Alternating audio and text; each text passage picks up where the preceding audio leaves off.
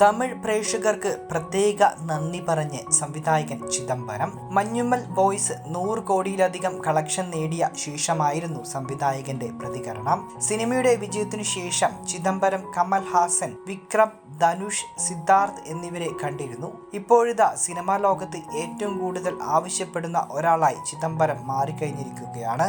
ധനുഷിനെ സംവിധാനം ചെയ്യാൻ ഒരുങ്ങുകയാണ് അദ്ദേഹം. ധനുഷ് ചിദംബരത്തിനൊപ്പം ഒരു ചിത്രത്തിനായി പ്രവർത്തിക്കാൻ ഒരുങ്ങുകയാണെന്നും താരത്തിന്റെ 54ാമത്തെ ചിത്രത്തിനായി ഇരുവരും സഹകരിച്ചേക്കുമെന്നുമാണ് റിപ്പോർട്ടുകൾ. ധനുഷിനെ നായകനാക്കി ചിദംബരം സംവിധാനം ചെയ്യുന്നത് D54 എന്ന് താൽക്കാലികമായി അറിയപ്പെടുന്ന ചിത്രമായിരിക്കും. ഇതുമായി ബന്ധപ്പെട്ട ഒരു വിവരവും ധനുഷോ സംവിധായകൻ ചിദംബരമോ കൈമാറിയിട്ടില്ല. എന്നാൽ തന്റെ വരാനിരിക്കുന്ന സിനിമയെക്കുറിച്ച് ചിദംബരം ഒരു അഭിമുഖത്തിനിടെ പറഞ്ഞിരുന്നു.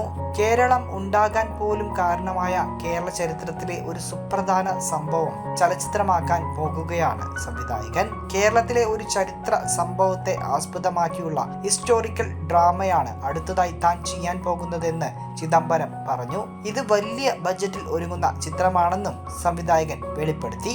അതേസമയം സിനിമയുടെ പ്രാരംഭ ജോലികളിലേക്ക് അദ്ദേഹം കടക്കുന്നതേ ഉള്ളൂ.